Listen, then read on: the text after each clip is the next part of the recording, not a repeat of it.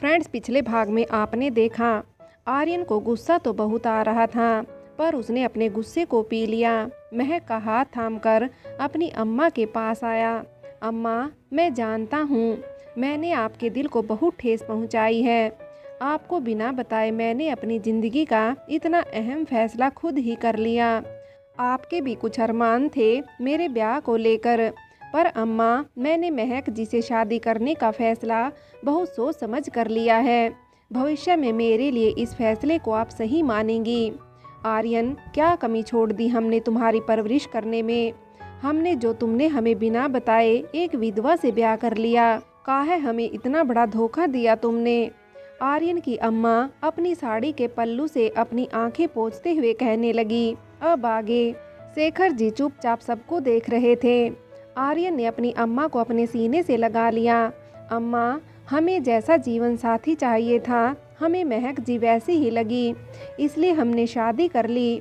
हमें बिना बताए इतनी भी क्या आफत आ रही थी जो तुमने अशुभ मुहूर्त में ब्याह कर लिया। आर्यन की अम्मा ने अपनी आंखें तरेतते हुए आर्यन से खुद को अलग करते हुए कहा। आर्यन महक की शादी शुभ मुहूर्त में हुई है। शेखर जी ने आर्यन की अम्मा की बात का जवाब दिया। जीजा जी, आप तो चुप ही रहिए, ये सब आपका किया धरा है। हम उस दिन को कोस रहे हैं जिस दिन हमने हमारे आर्यन को आपके यहाँ भेजा था। आर्यन के पिता ब्रिज जी ने अपने हाथ जोड़ दिए शेखर जी के आगे।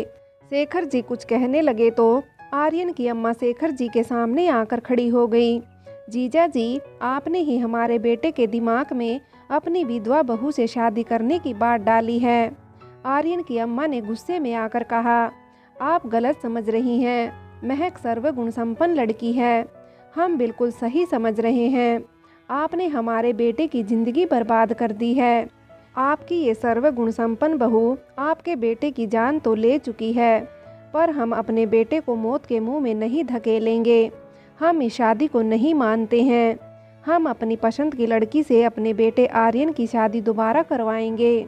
अम्मा, शादी कोई गुड्डे गुड्डियों का खेल नहीं है जिसे आप अपनी मर्जी से तोड़ देंगी।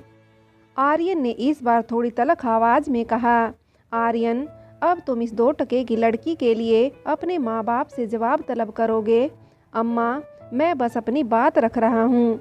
मेरी शादी हो चुकी है। महक जी ही मेरी पत्नी है। इनके अलावा मैं किसी और के बारे में कभी नहीं सोचूंगा। इसलिए आप भी इस रिश्ते को दिल से अपनाइए और हम दोनों को अपना आशीर्वाद दीजिए। आर्यन ने महक का हाथ थामा और अपने अम्मा बाबूजी के पैरों में आशीर्वाद लेने के लिए झुक गए, पर दोनों ने आशीर्वाद नहीं दिया और पीछे हट गए। सुशीला जी के पैर छूने लगे तो उन्होंने गुस्से से महक को घूर कर देखा। फिर आर्यन महक ने शेखर जी के पैर छुए तो उन्होंने दोनों के सिर स्नेह भरा हाथ रखा। तुम दोनों हमेशा साथ रहना और एक दूसरे का हाथ थामे रहना। बहुत इतरा रही हो महक, पर ज़्यादा दिन तक तुम्हारी ये खुशी तुम्हारे पास टिक नहीं पाएगी। तुमने हमारी आंखों का देखा ख्वाब हमसे छीना है। हम तुम्हें बर्बाद कर देंगे। रजनी की कही बातें महक को याद आ रही थी। महक उन बातों को सोचते हुए लड़खड़ा गई। रजनी की कही बातें उसे अपने कानों में पिघलते शीशे की तरह पड़ती हुई महसूस हो रही थी। कंठ सूख गया था उसका। वो अपना थूक निगलने लगी। महक का मन सबकी कही बातों से बहुत आहत हुआ और आर्यन के हाथ से अपना हाथ झटककर वहां से रोते हुए अपने कमरे में चली गई। शेखर जी और आर्यन महक की मनोदशा अच्छे से जानते थे, पर उन्होंने इस वक्त महक को अकेला छोड़ना सही समझा। वो दोनों भी किसी से कोई बात किए बिना वहां से चले गए और बाकी सब उन्हें जाते हुए देख रहे थे। धीरे धीरे दिन बीतने लगे। महक ना तो आर्यन से बात करती थी और ना ही शेखर जी से। खुद को वो अपने कमरे में बंद कर लिया था उसने। आर्यन ने भी महक के साथ कोई जोर जबरदस्ती नहीं की कि वो कमरे में उसके साथ रहे। कुछ दिन बाद आर्यन महक के कमरे में आया। महक अपने कमरे की खिड़की के बाहर देख रही थी, जहाँ से गंगा नदी बहती हुई नजर आ रही थी। आर्यन कमरे के भीतर नहीं आया। उसने वहीं खड़े रहकर कहा, महक जी, मैं 3-4 दिन के लिए ऑफिस के काम से भोपाल जा रहा हूँ। आप अपना ख्याल रखिए और सतर्क रहना। अपने कान आंखें खुले रखना। महक ने आर्यन की कही बात का जवाब नहीं दिया।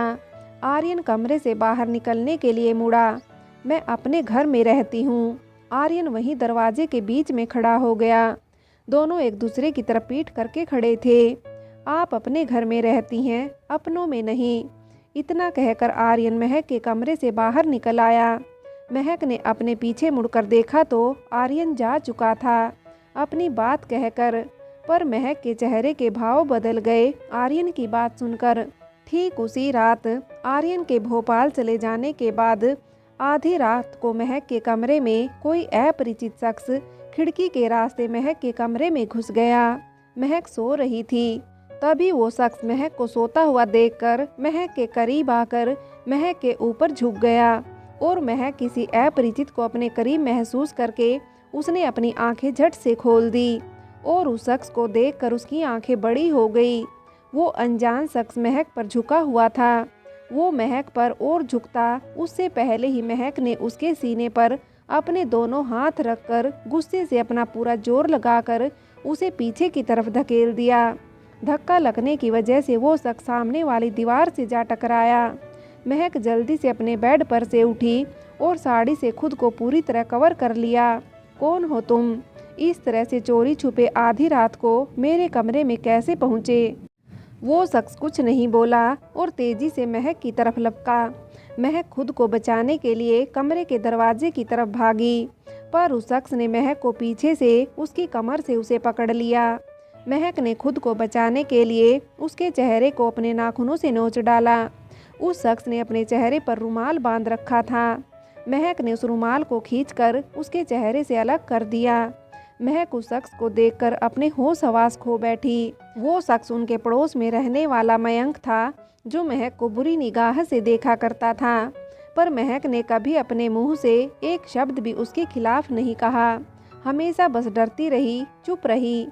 इसलिए मयंक की इतनी हिम्मत बढ़ गई कि वो आधी रात को महक के कमरे में घुस गया। तुम्हें शर्म नहीं आती है? आधी रात को किसी शादीशुदा औरत के कमरे में इस तरह चोरों की तरह घुस आए।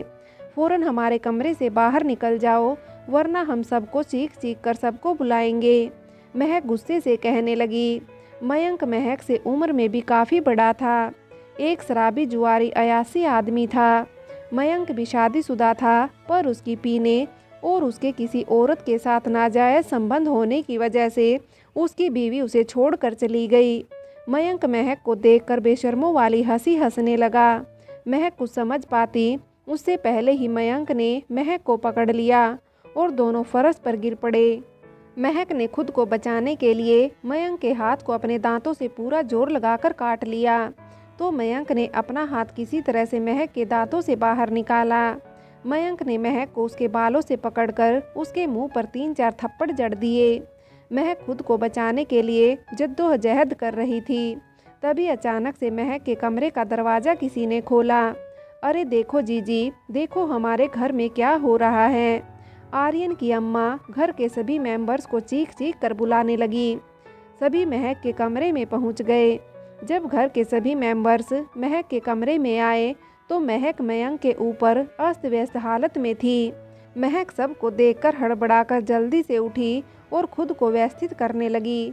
अब हमारे सामने सती सावित्री मत बनो, हमने अपनी आंखों से सब देख लिया है।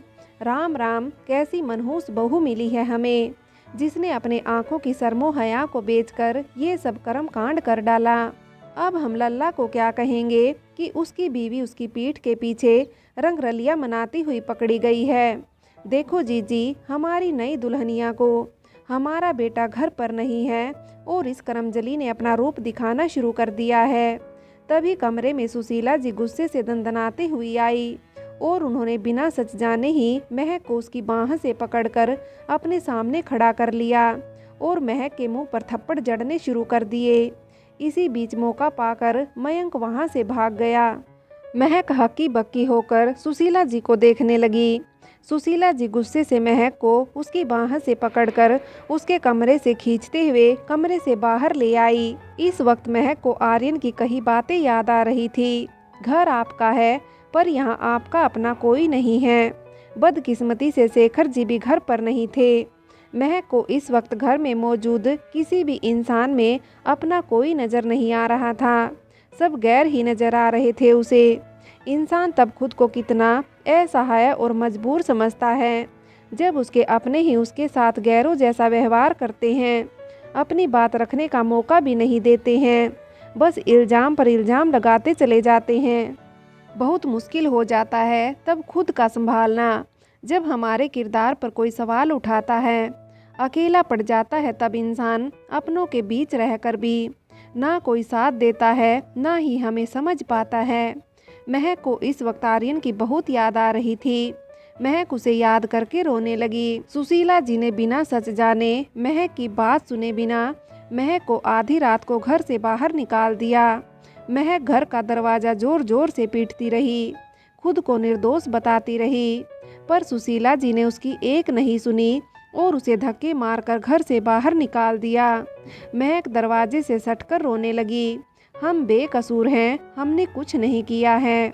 महक रोते रोते थक गई और लड़खड़ाते हुए कदमों से अंधेरी गलियों में खो गई। महक को गायब हुए एक दिन से ऊपर हो गया था। घर के किसी मेंबर ने भी महक की सुध नहीं ली। वो कैसी है, कहाँ है, किसी ने भी जानने की कोशिश नहीं की। शेखर जी सुबह ही घर लौटे थे। आते ही महक को आवाज़ लगाने लगे, महक बेटा, मेरे लिए अदरक वाली कड़क चाय बना देना। शेखर जी अपने ही घर में बने हुए कुएं से पानी निकालकर मुंह हाथ धोने लगे, फिर मुंह धोकर आंगन में रखे तख्त पर आकर बैठ गए। घर का आंगन बहुत ही खुली जगह में बना हुआ था। वहीं आंगन में कुछ दूरी पर पानी का कुआं था। शेखर जी के सामने चाय का कप किया किसी ने। शेखर जी ने भी चाय का कप पकड़ लिया, ऊपर देखे बिना। जैसे ही चाय का एक घूंट भरा, उन्होंने चाय अपने मुंह से बाहर निकाल दी। चाय है या जहर?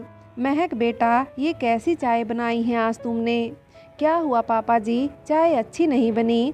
शेखर जी ने जैसे ही आवाज़ सुनी, उन्होंने अपना चेहरा ऊपर किया तो वो गुस्से से तख्त के ऊपर से उठकर खड़े हो गए।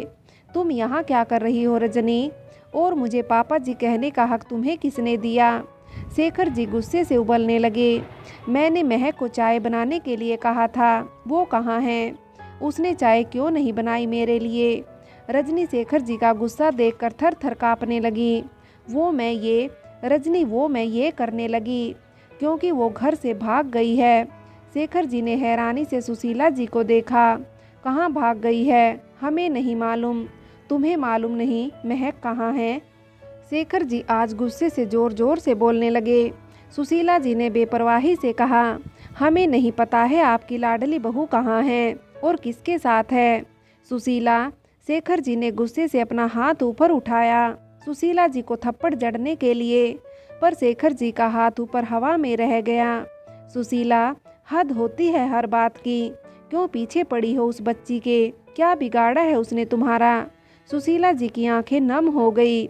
आपने हम पर हाथ उठाया, हम पर? सुशीला जी भी गुस्से और तैश में आ गई। हाँ, आज हाथ उठाया है, मुझसे गलती हो गई है। हाथ मुझे बहुत पहले उठाना चाहिए था, जब तुमने अपनी ही बहू पर हाथ उठाया था। तुमने अपनी मनमानी की हर दफ़ा।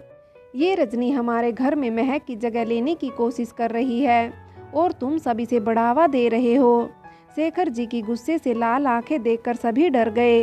रजनी की तो आवाज़ उसके गले में ही फंस गई और आर्यन की अम्मा भी डर गई। ज़रूर तुम लोगों ने उसके साथ कुछ गलत व्यवहार किया है, जो महक किसी को बिना बताए घर छोड़कर चली गई है। मुझे उसे ढूंढना होगा। आर्यन जब भोपाल से वापस आएगा तब उसे क्या कहूँगा? महक कहाँ गई है? वो उल्टा बदचलन है। आर्यन के जाते ही रंगरलिया मनाते हुए पकड़ी गई है। हम सब ने देखा है उसे मयंक के साथ आधी रात को उसके कमरे में। अब इस घर में कभी नहीं आएगी वो। रजनी से ब्याह करवाएंगे हम अपने आर्यन का। फ्रेंड्स, आगे की कहानी के लिए कहानी का अगला भाग देखें।